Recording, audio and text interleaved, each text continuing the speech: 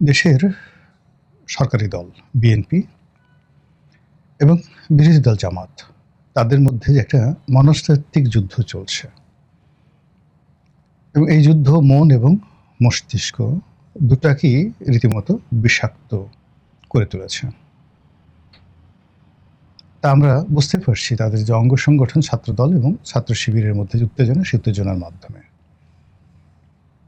প্রধানমন্ত্রী তারেক রহমান এবং আমিরে জামাত জনাব শফিকুর রহমান, ডাক্তার শফিকুর রহমান, তারা দুজনেই সংসদে যে আচরণ করছেন এটি মূলত ফরমাল।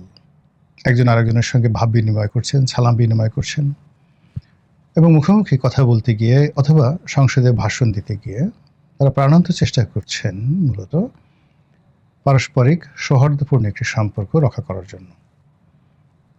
কিন্তু তাদের এই যে ব্যবহার বা মন মানসিকতা, এটার সঙ্গে আসলে তাদের চিন্তার কতটুকু মিল আছে এটি নিয়ে দেশবাসী কিন্তু যথেষ্ট সন্দেহ রয়ে গেছে। এর কারণ হলো বিএনপি এবং জামাতের যারা শীর্ষ নেতৃবৃন্দ রয়েছেন তারা যে অভিযোগগুলো করছেন একে অপরের বিরুদ্ধে, সেই অভিযোগগুলো হলো ইলেকশন ইঞ্জিনিয়ারিং। এক পক্ষ অন্য পক্ষকে দায়ী করছেন যে বিএনপি ইলেকশন ইঞ্জিনিয়ারিং করে আসছে এবং লন্ডনে যে বৈঠক হয়েছে জনাব ডক্টর মোহাম্মদ ইউনূসের সঙ্গে, সেখানে মূলত ডক্টর মোহাম্মদ ইউনূসের মাস্টার প্ল্যান, আমেরিকার ডিপ স্টেটের গ্রিন সিগন্যাল, তারপর দিল্লির গ্রিন সিগন্যাল, এইগুলো সব একত্র করে আওয়ামী লীগের যে ভোট ব্যাংকগুলো রয়েছে সেগুলো আওয়ামী লীগের সভানেত্রী, দিল্লির অজিত দোভাল, এদের সকলের গ্রিন সিগন্যাল নিয়ে হিন্দু ভোট এবং আওয়ামী লীগের ভোট একচেটিয়াভাবে বিএনপিকে দেওয়া হয়েছে জিতিয়ে আনার জন্য। অর্থাৎ ভোটের মাঠে একটা ইঞ্জিনিয়ারিং হয়েছে, ফলাফল ঘোষণার ক্ষেত্রে ইঞ্জিনিয়ারিং হয়েছে বলে মানে সন্দেহ করা হয়, আরও অনেক কিছু। অন্যদিকে সরকারি দল বলার চেষ্টা করছে যে নর্মালি এরা তো আসলে 10-12টা বেশি সিট পাওয়ার কথা না, জামাতের যারা লোকজন রয়েছে কে পাবে, এরাও আসলে ইঞ্জিনিয়ারিং করে এসেছে। এবং এই সকল যে পারস্পরিক বিদ্বেষ, এই বিদ্বেষের মধ্যে অনেক কিছুতেই রীতিমতো ঘৃণা ছড়িয়ে পড়ছে এবং সেটা আমরা দেখতে পাচ্ছি বিভিন্ন নির্বাচনী এলাকাতে। বিশেষ করে একজন সংসদ সদস্য তিনি বেদমভাবে মার খেয়েছেন, তার গাড়ি ভাঙচুর করা হয়েছে এবং তিনি সংসদে এসে প্রাণের মানে যাকে বলা হয় জীবনের নিরাপত্তা তিনি চেয়েছেন এবং তিনি বলেছেন যে তিনি যে দৌড়ে মসজিদের ভিতরে না পালাতেন তাহলে হয়তো তাকে মেরেই ফেলা হতো। একজন সংসদ সদস্য জামাতের। এই যে এমপিদের গায়ে হাত তোলার অভ্যাস শুরু হলো, এটা আমাদের দেশে কিন্তু আগে হয়নি। আগে এমপিদের যতটা লাঞ্ছনা গঞ্জনা, এটারও সাধারণত অভ্যন্তরীণ যে দ্বন্দ্ব সংঘাত এই কারণেই হতো। কিন্তু এইবার দেখা গেল যে প্রতিপক্ষ সরাসরি এমপিকে আক্রমণ করছে। তাহলে যারা মন্ত্রী আছেন, এমনকি প্রধানমন্ত্রী আছেন, তারাও আগামীতে মানসম্মান নিয়ে সমাজে চলতে পারবেন, ওই জিনিসটি নষ্ট হয়ে গেছে এবং এটা ইউনূস জমানার একটা ধারাবাহিকতা। ডক্টর মোহাম্মদ ইউনূস ক্ষমতা আসার পর যে মব, সেই মবতন্ত্রকে ঢাকা বিশ্ববিদ্যালয়ের ভাইস চ্যান্সেলর, কে শিক্ষামন্ত্রী, কে শিক্ষা উপদেষ্টা, কে আইন উপদেষ্টা, ডাজ নট ম্যাটার, কে পুলিশের আইজি, কে সেনাবাহিনীর প্রধান, does not matter. Awami League জমানাতে কে প্রধানমন্ত্রী, কে কোন মন্ত্রী ছিল, ব্যাপার নয়। সবাইকে ডিম মারো, লাথি মারো, হ্যান্ডকাপ পরো আর পিঠমোড়া করে বেঁধে তাদেরকে প্রিজন ভ্যানে করে আনো আর প্রিজন ভ্যান থেকে নামাও এবং সবাইকে হেলমেট পরে সেই কোর্ট কাছারিতে হাজির করো। এই যে একটা নির্মমতা, রাজনীতিবিদদেরকে ছোট করার, হেয় করার যে একটা প্রবণতা, এই প্রবণতা কিন্তু এখনো থেমে থাকেনি, বরং এগুলো আরও বেড়ে গেছে। সরকারের যে হানিমুন পিরিয়ড, সেই হানিমুন পিরিয়ডে 6 মাস হিসেবে ধরে নেওয়া হয়েছিল যে 6 মাস সরকারের হানিমুন পিরিয়ড যাবে, কিন্তু 2 মাসের মাথাতেই সরকারের ভিতরে এক ধরনের আতঙ্ক তৈরি হয়ে গেছে। আর বিরোধী দল যারা আছে তারা কোনো অবস্থাতেই 6 মাস পর্যন্ত তারা অপেক্ষা করতে পারছে না। তারা পারে তো আজকেই সরকারকে টেনে হিঁচড়ে নামায়।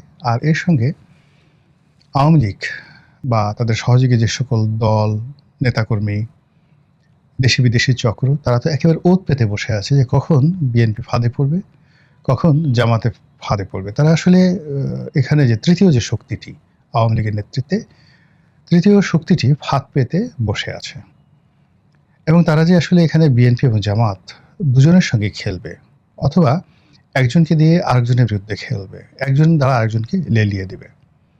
যেমন দেখা গেল নির্বাচনের যে সময়, তখন আওয়ামী লীগের মনে হয়েছে যে জামাত ক্ষমতায় যেন না আসতে পারে, বিএনপিকে ক্ষমতা আনতে হবে। কিন্তু এখন তারা মনে করছে যে এটা তাদের একটা ভুল সিদ্ধান্ত হয়েছে এবং স্বয়ং শেখ হাসিনা তার ভাষণে তিনি নানা রকম নেতিবাচক কথা বলেছেন, অথচ ভোটের সময় মোরালেস দিল্লি থেকে, কলকাতা থেকে, লন্ডন থেকে যে আওয়ামী লীগের সূত্রগুলো রয়েছে, তার সঙ্গে সঙ্গে তাদের যে সকল ডিপ্লোম্যাটিক চ্যানেল রয়েছে, সব জায়গা থেকেই বিএনপিকে ভোট দেওয়ার ব্যাপারে গ্রিন সিগন্যাল দেওয়া হয়েছিল, যেটি এখন বুমেরাং হয়ে গেছে। এবং তারা বলছে যে না, বিএনপি আসলে আমরা যে ভোট দিয়েছি এটা ভুল করেছি, বিএনপি আমাদের জন্য কিছু করছে না, করবেও না। তো কাজেই তারা বিএনপিকে বিপদে ফেলবে, এটা স্বাভাবিক। এবং সেই বিপদে ফেলার জন্য তাদের প্রথম পছন্দ হবে জামাতকে শক্তিশালী করা, জামাতকে ইনফ্লুয়েন্স করা, অথবা বিএনপির ঘাড়ের উপর ভর করে জামাতকে উত্তেজিত করা এবং জামাতকে পথে ঘাটে অপমান করা।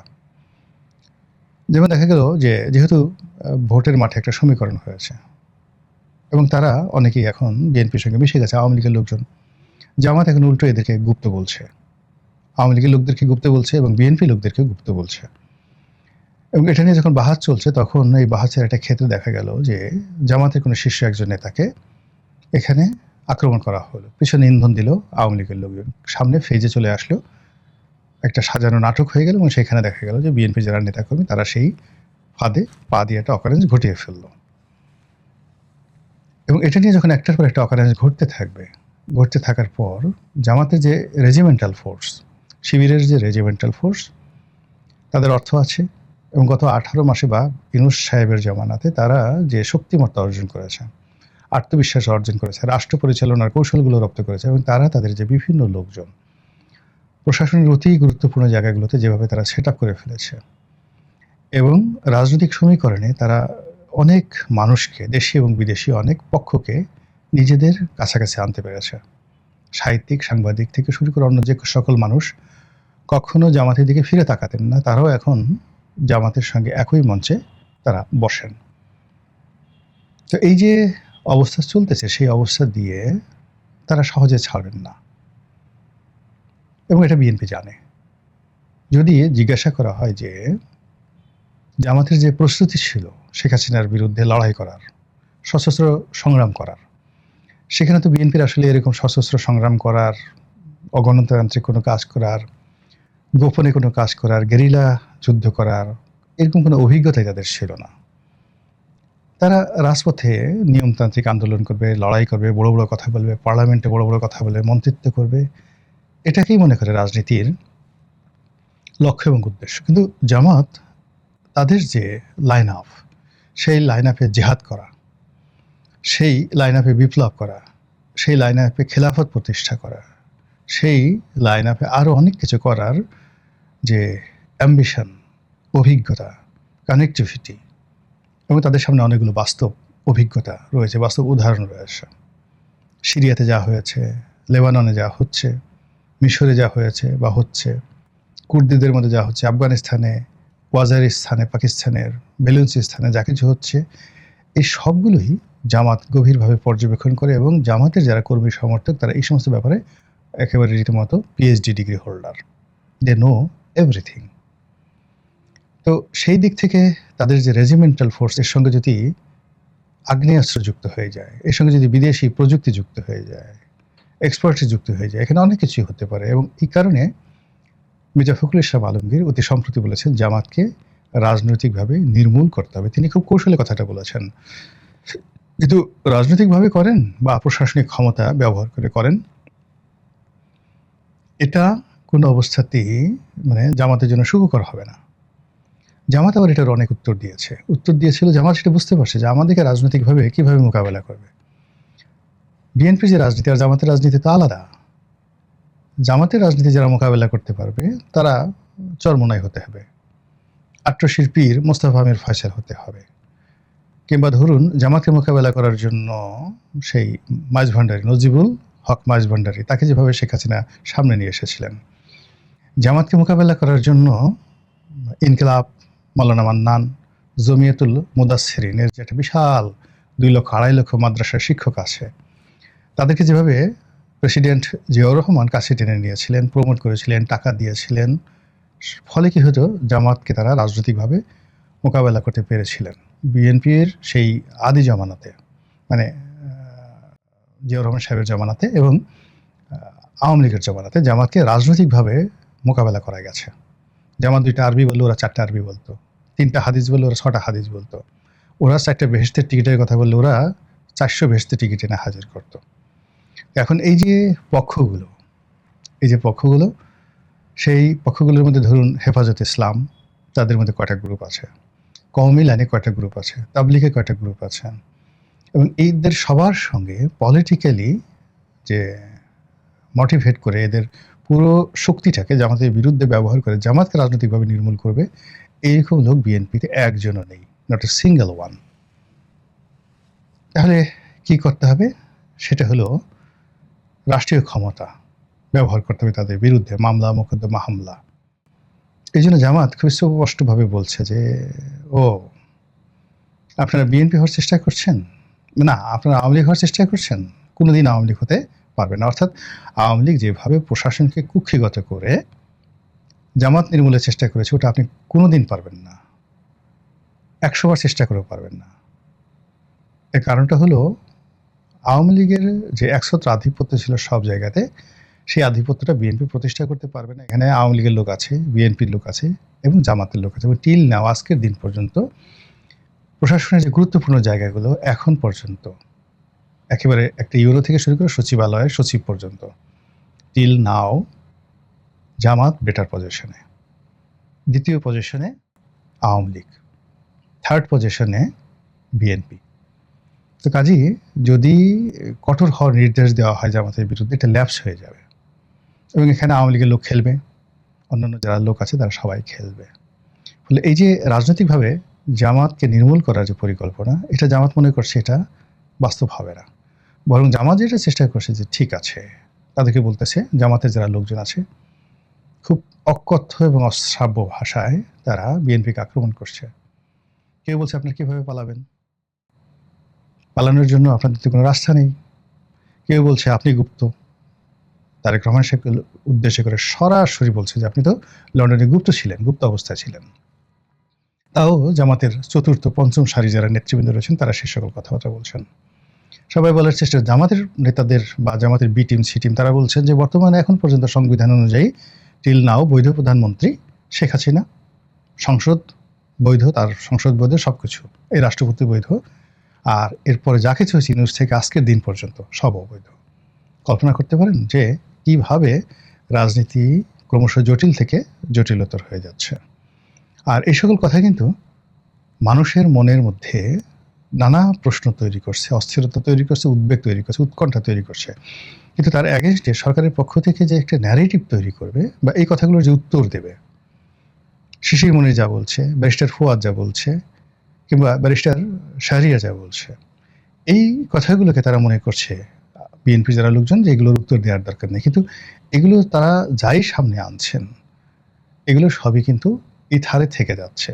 It's a many many dot.